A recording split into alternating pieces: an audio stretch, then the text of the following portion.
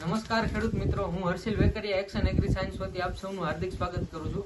આજે આપણે આવ્યા છીએ અરડોઈ ગામે, રાજકોટ જિલ્લાના, જે આપણી સાથે છે ખેડૂત મિત્ર, અને આપણે એમની સાથે ચર્ચા કરીએ કે આ સાલ એને કઈ વેરાયટી વાવી હતી, હવે આવતી સાલ કઈ વેરાયટી વાવવાના છે, અને એનો અભિપ્રાય જાણીએ કે સાનિયા રેવા વિશે એમનું શું કેવું છે।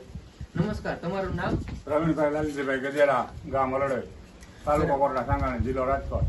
બરાબર, તમે આ સાલ કઈ વેરાયટીનું વાવેતર કરેલું હતું? આપણે રેવા જ વાવી હતી વર્ષો થી। બરાબર, તમે રેવા વાવો છો। આ વખતે કેવું રહ્યું, ઉતારો કેવો રહ્યો? ઉતારો સારો રહ્યો, પણ ભાવમાં રિટેલ વહી ગયા આપણે 150।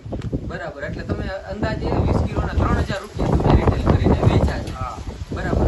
આ સાલ આ વખતે બધે બહુ સાંભળ્યું કે ભાવનું ને બધું થોડુંક હતું આ વખતે, તમારું શું કેવું છે? આવું કેટલા વર્ષે થાય ને આ છે? એવું આવું કોક વર્ષે થાય એવું કાઢ્યું ફરજિયાત નથી વર્ષો વર્ષ। બરાબર, એટલે હવે તમારો શું અભિપ્રાય છે? તમે કેવી મરચી વધારવાના છો, ઘટાડવાના છો? વાવેતર ઓછું થાય થોડીક વધારવાનું, આપણે વધારે ગણતરી છે। બરાબર, તમે વધારે વાવેતર કરવાના છો, અને આ વર્ષે તમે કયું લગાડવાના છો? આપણે રેવા જો રેવા। અને તમારું સાનિયા વિશે શું કેવું છે? આપણે સાનિયા વાવેતર કરશું? સાનિયા થોડું કરશું, વધારે આપણે રેવામાં કાયમી વાવી। બરાબર, એનું શું કારણ છે તમે રેવા વધારે વાવો? રેવા આપણે વાવીને તે તો યાર્ડમાં લઈને જ જવું પડે। બરાબર, અહીંથી જ તમારું કહેવાનું છે કે વેપારી લઈ જઈને પૂરા ભાવ અહીંયા મળે। લિટર બધું ગયું, દેશી તો હવે થતું નથી। બરાબર, એટલે બધા ખેડૂત ઘરે વાવો ચટણી હારું વાત લઈ ગયા। લઈ ગયા। બરાબર, હવે આ સાલ આપણે એ જાણકારી એક આપવાની છે કે આપણી સાથે જે આજ તારીખ છે 30/4/2025, અને કંપની દ્વારા આ વખતે સાનિયાનું નવું રેવાનું બંનેનું પેકિંગ ફેરવવામાં આવ્યું છે, અને આ છે નવું પેકેજ। એમાં આપણે ખાસ કરીને ગુજરાતીમાં રેવા અને પાછળ સેલિન ગુજરાત લખેલું આપણે બિયારણ પસંદગી કરવાની। અને આ વખતે આપણે જાણીએ કે માર્કેટનું બધું, કે તમને શું લાગે વાવેતર કેવું રહેશે આ વખતે?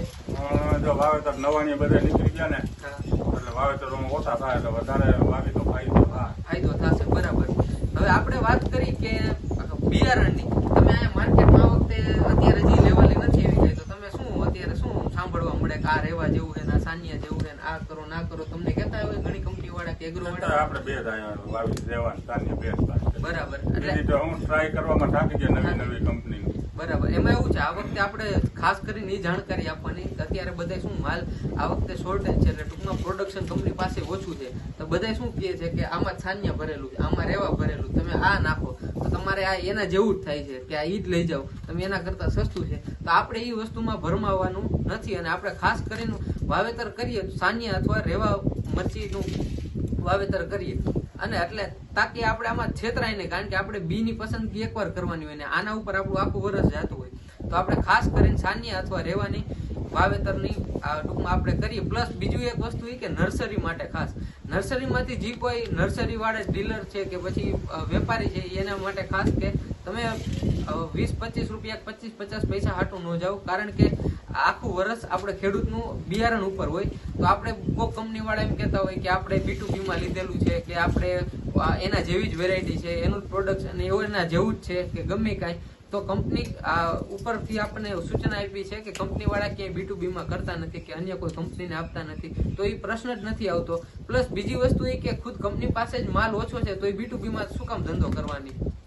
એટલે આપણે ખાસ કરીને નિવેદન એ છે કે તમે એક્શન એગ્રી સાયન્સનું સાનિયા અથવા રેવા જ વાવો, અને ખેડૂત મિત્રોને પણ સારું અને સાચું બિયારણ આપો।